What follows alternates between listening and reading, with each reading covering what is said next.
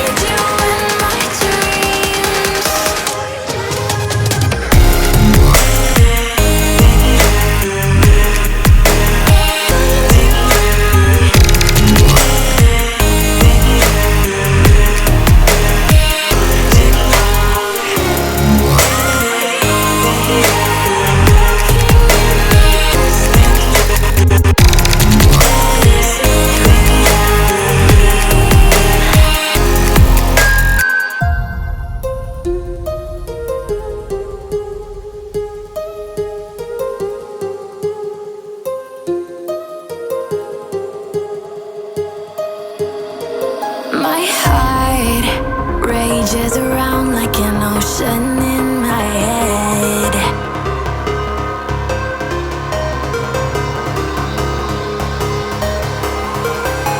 I can almost feel you walking in the distance, but So I know that the lighting is kind of weird. There's a lot of natural lighting and my camera doesn't really adjust well for it, but basically what I'm focusing on right here, so I'm in hypertrophy again, is a slightly closer stance. Oh, there we go. Slightly closer stance than usual on my competition stance. For new stimulus, kind of 6 to 8 reps on these top sets. Then I'll do back counts with slightly lower sets. Definitely a different stimulus, feeling a little bit more quads, but you know, that's because I need to grow my quads.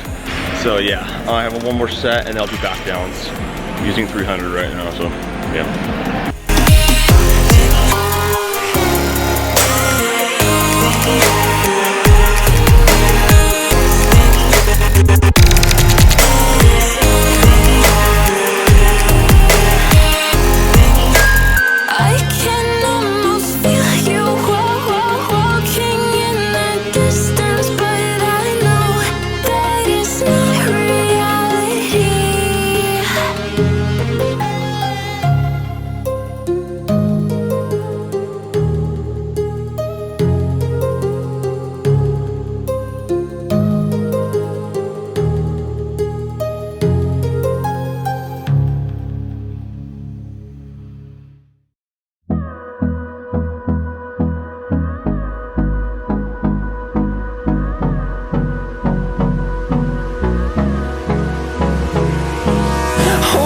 Close till I get up.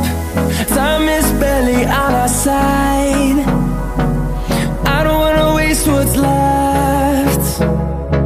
The storms we chase are leading us, and love is all we'll ever trust. Yeah, no, I don't wanna waste what's left. And on we'll go, through the wastelands, through the highways, till my shadow turns to sun rays. So just a few cues that I use, especially at hypertrophy phases, just because the goal is not to move the most amount of weight as possible. The goal is to get like the accurate stimulus of the muscle.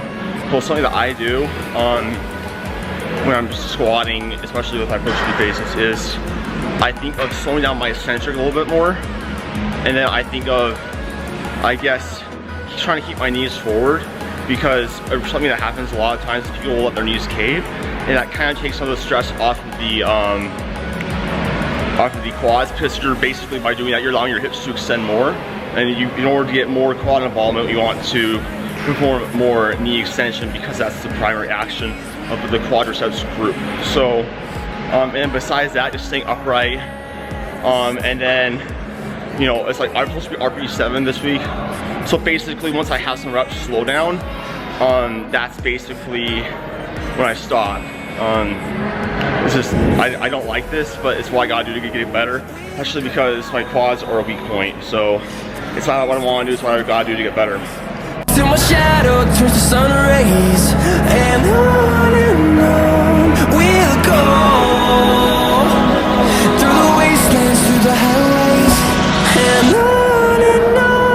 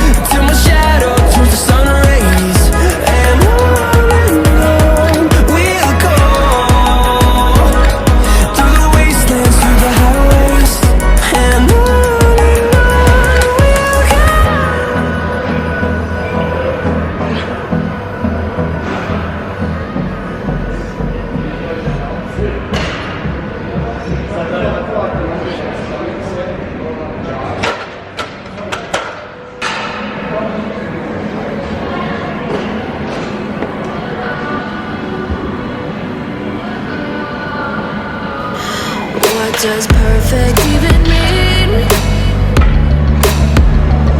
Is there even such a thing?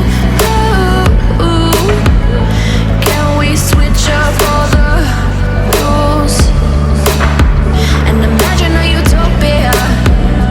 Darling, I'm just so fed up with these expectations. They keep weighing me down. My heart is begging me to get the hell out of my head. I'm gonna live inside the upside down for a minute and pretend, honey, I'm a perfect 10. Whoa, whoa, honey, I'm a perfect 10. Whoa, whoa, and if I say it enough, it gets ingrained in my head, and I start to see, honey, I'm a perfect 10. Honey, I'm a perfect 10. Whoa, honey, I'm a perfect 10. Honey, I'm a, yeah. Yeah, I've discussed it with myself, and I'm disgusted with the way we're told to have a certain face. I stood and wait because we aren't pixels on a screen. No, we're human. Alright, so I finished up some good mornings and some leg presses for my accessories. I think that's all the leg accessories I have right now. I'm just gonna do a little bit of shoulders and then biceps and abs and a little bit of cardio, then head out. But yeah, good session, overload on everything, feeling good. Yeah, I think in the next clip I'll probably like talk about like a meet recap and my plans going forward. So yeah, hope you guys enjoy that footage. Alright guys, what's good? So I just finished up my training session. Went pretty well, all things considered. Hit the RPE, overloaded, happy with how squats felt, and just excited to get in the groove again with training. I know it's been a little while since I talked to you guys, like I said earlier, but like, you know, as you guys are all aware, like things have been pretty crazy in the world recently, and like I've been just trying to figure out, like everybody else, how to deal with it. I've had to deal with clients. You know, the unfortunate thing is that because gyms are starting to close now, people, you know, don't have access to a gym. And like, you know, I get that, you know, I'm anticipating that my gym will close in the near future. Thankfully, I have a neighbor with a home gym that I can take advantage of if it does close. But the good news is that, like, this is in like a fairly rural area, and so I'm, you know, we'll be one of the more last places to close if we do. But the biggest thing that I'm, you know, anyways, going back, I know that a lot of people are concerned about the gym. I think that there's a few things to keep in mind here. One, the gym is a luxury, so being able to be in a gym setting where you have barbells and dumbbells, you know, all these machines and all these really awesome weights and whatnot, it's a luxury. It's a, you know, and we need to, you know, be grateful for that outlet and for training, now more than ever, especially. I also think it's really important to know that weight is weight, okay? So your body doesn't necessarily know if it's 50 pounds from a pair of dumbbells or 50 pounds from, you know, a rock. It's going to basically be the same. Obviously, there's going to be a little bit different physics with it, with weight distribution, lever arms and whatnot, but more or less it's the same thing. So, you know, if you are not able to go to the gym, here are a few tips I have in regards to home training. One, if you can still do it, I would order in home gym equipment, like just basic stuff. So like get like a pair of moderately heavy dumbbells. I would recommend adjustable dumbbells that have that you can kind of load plates on, that have like the handles and whatnot. I think they're called cap dumbbells. You can get, you know, a decently heavy set for, you know, around $50. And also I'd recommend getting a pair, like getting some resistance bands. You can get them for like, you know, 3 sets, light, medium, heavy, and you know, that's like 15-20 bucks. And then get a pull-up bar. It's going to be another 15-20 bucks. If you don't have access to that though, don't be afraid to get creative. You know, you can use books in a backpack. You can use you know, a weighted, like a gallon jug of water, really whatever, and make the best out of your current situation. Now, considering that weight is probably going to be a little bit lighter than what you would normally be used to in the gym, that means the actual mechanical overload is going to be a lot harder to actually achieve via, you know, actual weight on the bar. So this is a really good time to focus on metabolic stress and muscle damage as pathways of still making progress. So muscle damage, you know, good ways to do that: higher reps, you know, training within close proximities to failure. Also, that was going to go along with metabolic stress techniques, such as doing slower eccentrics, so slower lowerings of the weight, doing supersets, doing giant sets, which would basically be, you have a target number of reps to hit, and you are only going to give yourself like 30 seconds of rest in between those mini sets, kind of like rest pause training style, to hit the target number of reps. Let's see what else. What are some other good techniques? Supersetting, so antagonistic supersets, or even agonist supersets. So like an antagonist superset could be a push and a pull. So you're doing pull-ups superset with push-ups, or you're doing you know, an agonist superset would be like, let's say cable, like a push-up, superset with a banded fly. And then a few other tips I have is just train close to failure. Weight, you know, we have pretty good research that really there's a, like, hypertrophy like occurs on a continuum. So what I mean by that is that you can train within like 1 to 30 reps is what we have research. Like you can go up to 30 reps in a set and still have, you know, that's still going to be enough mechanical tension on your body to induce a hypertrophy response and adaptive response. So even if you have to go up to, you know, those higher rep ranges, you know, up to like 30, just rest assured that you're still going to be able to grow and make progress. I'd also just recommend staying active. So if you know, this is not a time to sit on your butt all day. Go on some walks in your house. Make sure that you eat well, watch your calorie intake. I would not recommend bulking in a circumstance like this. It's just not good. Your nutrient partitioning isn't going to be as good. You're not going to have as much of a stimulus for muscle growth, because it doesn't really make any sense. I would recommend moving to maintenance in most cases. If you really want to cut though, I would say keep it at like a moderate deficit, so like 200 to 500 calories deficit, no more, just because you know, there's going to be less mechanical stress on your body and less tension and reason for your body to keep the muscle around. So those are my tips with at-home training. And for those of you who are interested, I'm taking a huge L with pricing the guide this low. I made a at-home bodyweight program, and right now it's only on sale for $1, as opposed to what I should price at, which is $20. But just in light of the fact that everybody is kind of like, the world's just kind of gone to hell, and I just feel like, you know, if I can help the people, you know, I will. And so $1 just for the guide. There'll be a link down below to purchase it. It's gonna be 12 weeks of you know, programs from at home that you can do, progressing in a well periodized manner over those 12 weeks, so that you still make progress, and whatnot. So if you guys are interested, you know, link down below. I think this is the biggest thing, is just have the mindset that things will be okay. You'll get through this. You know, the media is largely over sensationalizing this because it sells. People will click on it, and they know that people are scared, so they're going to take advantage of it.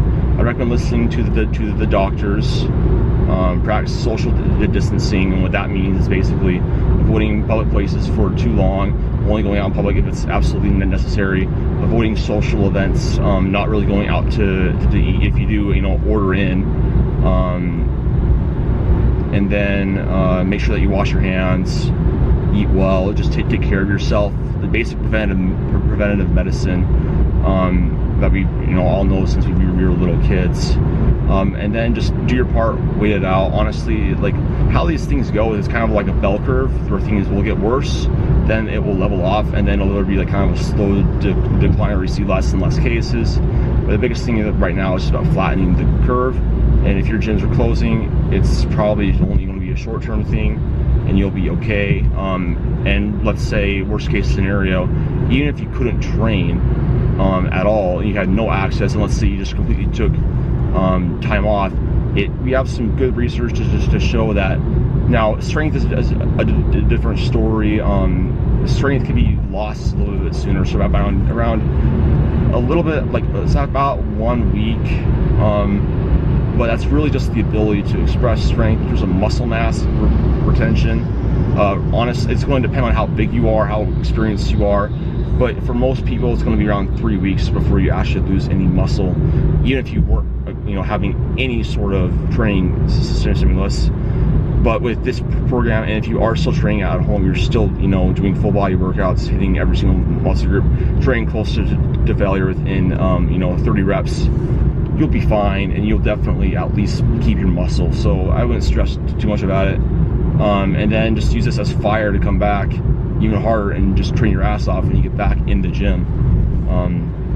Yeah, that's it for this rant. I wanted to address it just because I'm getting a lot of questions about it. And then I'll probably talk about my meet and plans going forward in the next clip.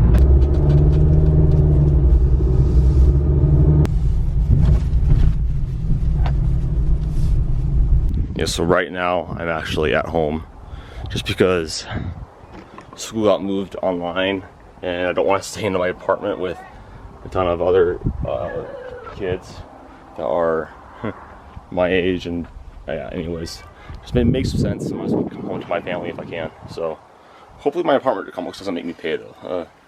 I don't like that very much, but we'll see. Sydney, how are you doing? Are you really recording me? I'm recording you. Oh no, you're so embarrassed. Adam. What are your thoughts on the coronavirus? So stupid. Quarantined here. I'm watching that 70s show, so it's all good. And this is Sydney, she's my sister. Wait, no, don't put.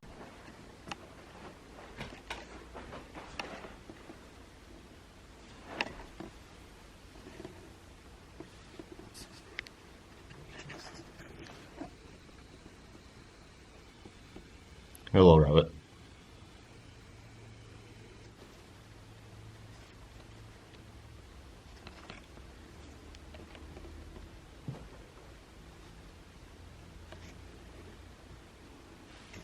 Alright guys, so I wanted to also make this clip just recapping my meet, how it went, my thoughts on it, and what plans are going forward.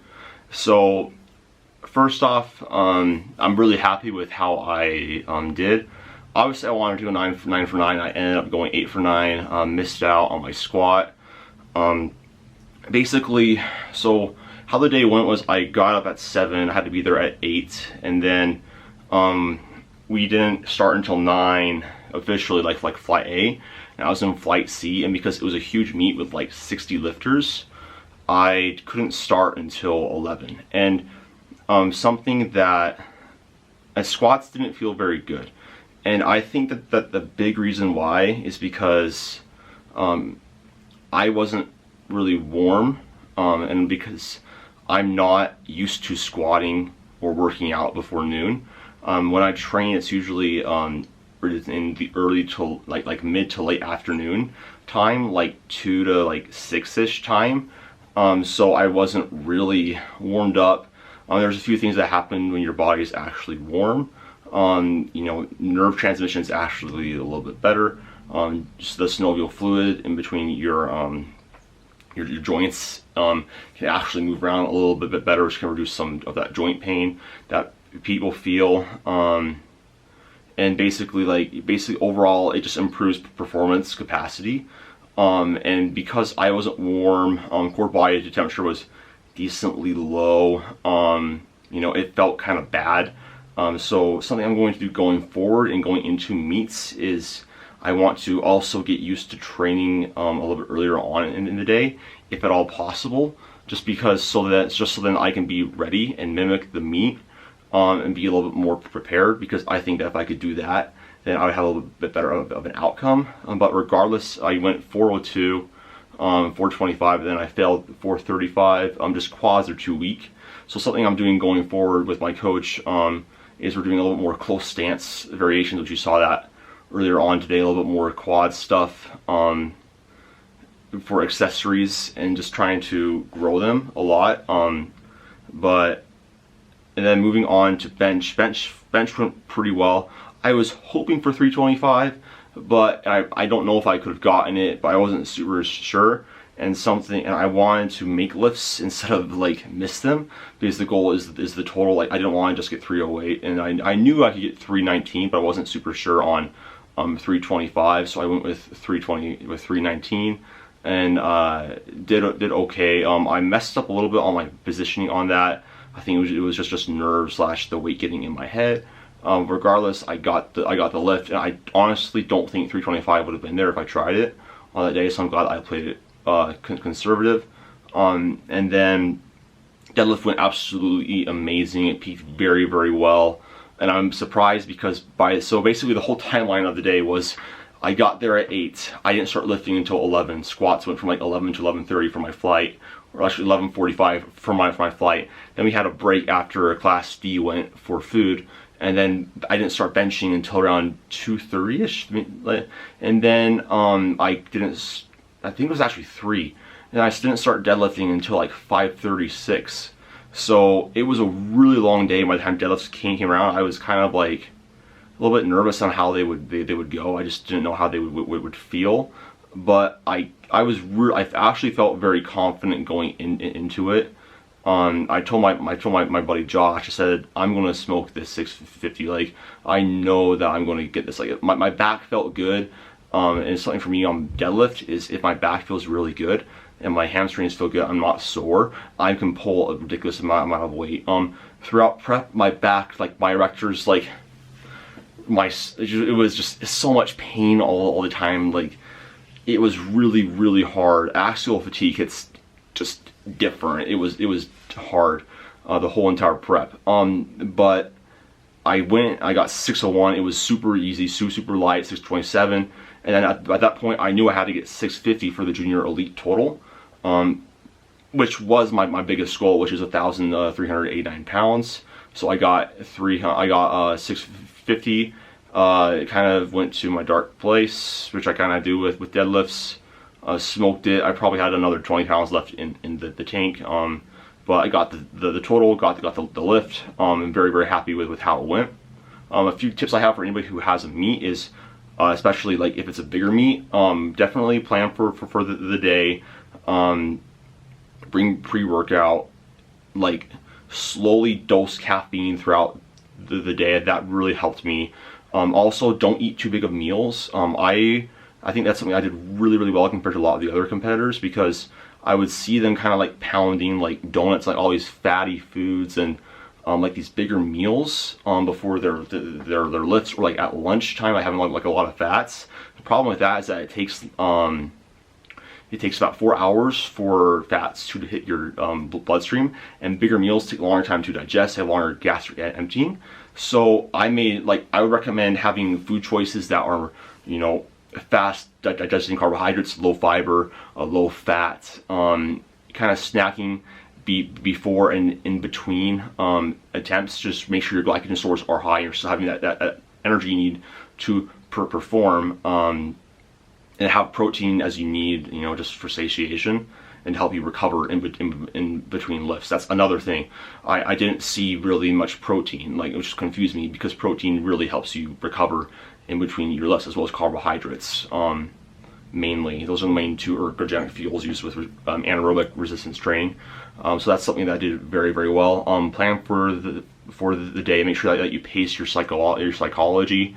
Relax in between lifts, because if you're always like a high on adrenaline like all the time, you're gonna be exhausted by the end of the day. Like, I only turned it on like when my fight was going and when I absolutely had to, which was for like a third attempt or something. But your first and second attempts, like, obviously focus, be like there for it, but they shouldn't be like ridiculously hard.